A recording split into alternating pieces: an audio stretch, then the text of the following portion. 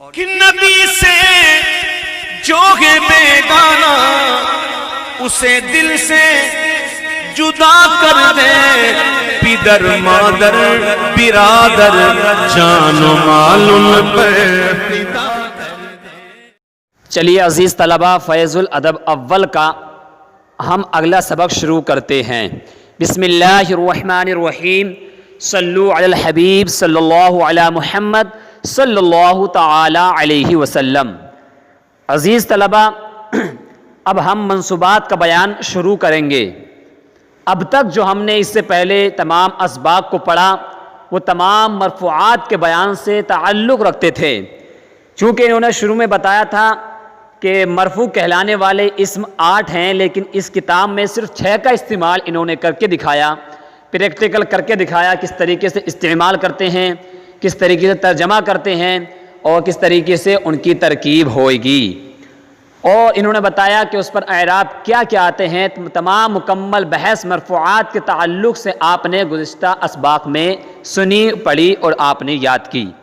اب یہاں سے منصوبات کا بیان شروع ہوگا، اور میں نے بتایا نہیں کہ شروع میں ہی انہوں نے بتا دیا تھا کہ منصوبات کی تعداد 12 ہے، لیکن اس کتاب میں صرف 8 کا استعمال کر کے دکھائیں گے کہ کس طریقے سے 8 کو استعمال کیا ہے انہوں نے، اور ان پر کیا اعراب آئے گا، کس طریقے سے ان کی ترکیب ہوئے گی، کیا ان کا ترجمہ ہوئے گا۔ چلیے ہم شروع کرتے ہیں۔ دیکھیے، منصوب وہ اسم ہے جس پر فتح، کسرہ یا الف یا آئے، یعنی نصب کی کتنی علامتیں؟ 4 ہیں۔ کیا کیا؟ فتح، یعنی جو لفظ منصوب ہوگا اس پر فتح بھی آ سکتا ہے، کبھی فتح کی حالت میں منصوب ہوگا، کبھی کسرے کی حالت میں بھی منصوب ہوتا ہے، کبھی الف آنے کی حالت میں بھی منصوب ہوتا ہے، اور کبھی یا آنے کی حالت میں بھی منصوب ہوتا ہے۔ آپ کو شروع میں بتایا تھا کہ نصب کیا کیا ہیں؟ نصب کی علامتیں فتح ہے، کسرہ ہے، الف ہے اور یا ہے، اور فتح، کسرہ، الف اور یا یہ جس لفظ پر آتی ہیں، جس اسم پر آتی ہیں یہ علامتیں، اس کو کیا کہتے ہیں؟ منصوب کہتے ہیں۔ ٹھیک، دیکھیے جیسے مثال دے رہے ہیں، المسلمہ، تو المسلمہ پر کیا آیا؟ فتح آیا، تو فتح آیا تو کیا ہوگا؟ منصوب ہوگا، کیونکہ فتح کس کی علامت ہے؟ نصب، منصوب کی علامت۔ ٹھیک، جس پر فتح ہوتا ہے وہ کیا کہلاتا ہے؟ منصوب۔ آگے دیکھیے، الآیاتی، اس پر کیا آیا؟ تا پر آخر میں کسرہ آیا، کسرہ بھی کس کی علامت ہے؟ نصب کی۔ تو آپ اس الجھن میں مت پڑ جانا کہ منصوب وہ ہوتا ہے جس پر فتح ہوتا ہے، اور الآیاتی میں تو آخر میں کسرہ آ گیا، یہ تو مجرور ہے، منصوب کہاں ہے؟ نہیں، اسی لیے تو پہلے بتا دیا کہ نصب کی علامات کسرہ بھی ہے، الف بھی ہے، یا بھی ہے، فتح بھی ہے۔ ان چاروں میں سے اب وہ حالت جیسے جیسے بدلے گی، آپ نے نحومیر میں آپ نے جو 16 اقسام پڑھی ہیں، انہی حالتوں میں سے کبھی کس حالت میں کس کا اعراب کیا ہوتا ہے، تو وہ اسی اعتبار سے اعراب ان میں سے آئے گا۔ ٹھیک، آپ ان اقسام کو اچھی طریقے سے یاد کر لیں جو وجوہ اعراب کے اعتبار سے اسم کی 16 قسمیں نحومیر میں بیان کی، حقیقتاً جو 9 قسمیں ہیں آپ ان کو اچھی طریقے سے یاد کر لیں۔ اسی طریقے سے آگے دیکھیے، اخا زیدن، تو اخا زیدن میں کیا آیا؟ اخا میں الف آیا، تو الف بھی کیا ہے؟ نصب کی علامت ہے۔ اس کے بعد دیکھیے المسلمینی، المسلمینی میں کیا آیا؟ یا آیا، تو یا یہ بھی کس کی علامت ہے؟ نصب کی علامت۔ ٹھیک، المسلمین یہ جمع ہے اور المسلمینی تثنیہ تھا، یہ اس میں بھی نصب کی علامت۔ ان تمام میں اعراب یہ کیوں بدل رہا؟ آپ سوچیں گے اس طریقے سے کیوں آ رہا، کبھی کچھ، کبھی فتح، کبھی کسرہ، کبھی الف، تو چونکہ جیسا وہ آپ نے 16 قسمیں وجوہ اعراب کے اعتبار سے پڑھی، تو جس حالت میں جس قسم کا جو اعراب ہوگا وہی اعراب اس پر آئے گا۔ چلیے دیکھیے، اب منصوب میں سے بیان کر رہے ہیں۔ پہلا منصوب مفعول بی۔ مفعول بی کس کو کہتے ہیں؟ کہہ رہے ہیں مفعول بی وہ اسم ہے جس پر فاعل کا فعل واقع ہو، جس پر فاعل کا فعل واقع ہو، جیسے قتلت زیدن، تو اس مثال میں زیدن مفعول بھی ہے کیونکہ فاعل کا فعل زید پر واقع ہوا ہے۔ تو مفعول بھی کی تعریف کیا کہ وہ اس میں جس پر فاعل کا فعل واقع ہو۔ کس طریقے سے؟ انہوں نے مثال دی قتلت زیدن، تو ایک اس میں تین چیزیں ہوئیں، ایک تو قتل کرنا، اور ایک قتل کرنے والا، اور ایک وہ جس کو قتل کیا جائے گا۔ تین چیزیں ہوئی نا، ایک تو قتل، اور ایک قتل کرنے والا، اور ایک جس کو قتل کیا جائے گا۔ تو دیکھیے، تو یہاں پر جس کو قتل کیا جائے گا وہ کیا کہلائے گا؟ مفعول بھی ہوگا۔ جس پر فعل واقع ہوگا، تو آپ نے کسی کو قتل کر دیا تو قتل جو فعل ہے ایک، وہ کس پر واقع ہوا؟ جس نے آپ کو قتل کیا، تو وہ کیا کہلائے گا؟ مفعول بھی کہلائے گا۔ اور آپ نے چونکہ قتل کیا، آپ قتل کرنے والے ہیں، تو آپ فاعل کہلائیں گے، ٹھیک؟ اور وہ جو فعل ہے قتل کرنا، مارنا، پڑھانا، یہ سب کیا ہوگا؟ یہ فعل کہلائیں گے۔ تو یہ مثال ہوئی، فاعل کا فعل زید پر واقع ہے۔ کس طریقے سے واقع ہے؟ کہ جیسے آپ نے اس پر چھری چلائی، وہ قتل ہو گیا، تو فعل جو ہے قتل وہ واقع ہو گیا، کس پر؟ زید پر۔ چلیے نیچے دیکھیے اب آپ، آیتن، اس کا معنی آتا ہے آیت، ٹکڑا، ٹھیک؟ سورتن، سورت، ایک سورت، قرآن شریف کی سورت نہیں بولتے۔ رأیتو، رأیتو اس کا معنی آتا ہے میں نے دیکھا، ٹھیک ہے؟ فعل ماضی معروف ہے، صیغہ واحد متکلم۔ فعلتو میں نے کیا، ایسے ہی رأیتو میں نے دیکھا۔ الکلب، الکلب آپ کو معلوم ہے کیا معنی آتا ہے اس کا؟ کتا، ٹھیک ہے؟ جمع اس کی آتی کلاب، ایسی۔ الدرس اس کا معنی کیا آتا ہے؟ سبق، جمع بھی اس کی دروس آتی ہے۔ الملحد، ملحد کا معنی کیا آتا ہے؟ بے دین، جو دین سے پھر جائے، بے دین، ملحد۔ چلیے نیچے دیکھیے اب آپ، قتل زید فیلا، قتل اس کا معنی کیا تھا؟ قتل کیا۔ زید یہ فاعل ہے، قتل زید، زید نے قتل کیا، کس کو؟ فیلن، ہاتھی کو۔ تو کیا ترجمہ ہوا؟ زید نے ایک ہاتھی کو قتل کیا، ٹھیک؟ سمعت آیتن، سمع یسمع معنی کیا آتا ہے؟ سننا۔ سمعت واحد متکلم کا صیغہ، میں نے سنا۔ آیتن ایک آیت کو، ایک ٹکڑے کو، تو میں نے ایک آیت کو سنا، ٹھیک؟ قرأ العالم سورتن، قرأ یقرؤ معنی کیا آتا ہے؟ پڑھنا۔ عالم، عالم، تو قرأ العالم، عالم نے پڑھی، سورتن ایک سورت، عالم نے ایک سورت کو پڑھا۔ رأیت الطیارۃ، رأیت واحد متکلم کا صیغہ، میں نے دیکھا۔ طیارہ ہوائی جہاز، تو میں نے ہوائی جہاز کو دیکھا، ٹھیک؟ بکر اذهب السیارۃ، بکر نام ہے، علم ہے، بکر، اذهب مانے اذهب یذهب لے گیا، باب فعال سے متعدی، سیارہ موٹر، تو بکر موٹر کو لے گیا، ٹھیک؟ قرأت آیاتن، قرأ یقرؤ مانے پڑھنا، تو میں نے، قرأت میں نے پڑھا، آیاتن آیت کی جمع آیات، تو میں نے بہت ساری کئی آیتوں کو پڑھا۔ الصبیۃ تقرأ القرآن، الصبیہ بچی، تقرأ یہ مؤنث کا صیغہ مضارع کا، پڑھتی ہے القرآن، قرآن کو، بچی قرآن کو پڑھتی ہے۔ اکلت الخبز، اکل یاکل معنی کھانا، تو واحد متکلم کی ضمیر، میں نے کھایا، خبز روٹی، میں نے روٹی کو کھایا۔ زید قرأ الدرس، زید نام ہے، علم ہے، قرأ یقرؤ معنی پڑھنا آتا ہے، درس سبق، زید نے سبق کو پڑھا۔ لا تضرب الکلبہ، اس کو ملا کے پڑھتے تو کیا ہوتا ہے؟ لا تضرب الکلبہ۔ کیوں؟ کیونکہ جب ہم کوئی ساکن ہوتا ہے اور جب اس کو ملاتے ہیں تو قاعدہ معروف و مشہور ہے، ساکن اذا حرک حرک بالکسر۔ یہ قاعدہ ہے کہ جب ساکن کو حرکت دی جائے، یعنی کسی اگلے والے لفظ میں ملا کر کے پڑھا جائے تو اس کو حرکت کسرے کی دی جاتی ہے۔ اس لیے یہ تھا لا تضرب، فعل نہیں، اور جب ملا کے پڑھیں گے تو لا تضرب الکلبہ، تو کتے کو نہ مار۔ ٹھیک۔ علم ابو زید خالدن، علم باب تفعیل سے ماضی کا صیغہ، سکھایا، ابو زیدن بترکیب اضافی ہو کر فاعل ہے، ابو زیدن زید کے باپ نے، خالدن خالد کو، زید کے باپ نے خالد کو سکھایا، پڑھایا، تعلیم دی۔ ٹھیک۔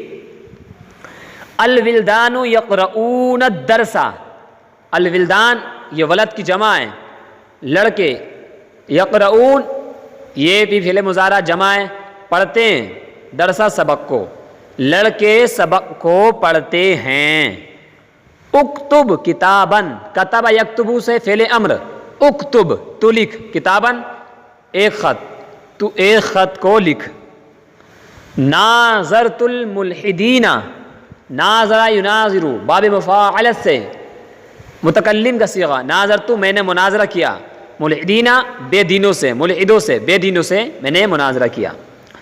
بکر یقرئ المسلمین، بکر یہ نام علم ہے، اور یقرئ یہ کیا ہے؟ باب فعال سے فعل مضارع کا صیغہ، اقرأ یقرئ، مسلمین یہ جمع ہے، تو بکر نے، بکر مسلمانوں کو پڑھاتا ہے۔ ٹھیک ہے، وہ مضارع کا صیغہ ہے نا۔ الرجال شربوا الماء، الرجال رجل کی جمع ہے، مرد، شربوا اس کا معنی کیا تھا؟ جمع کا صیغہ، فعل ماضی جمع، پینا، ماء پانی، تو لوگوں نے پانی کو پیا۔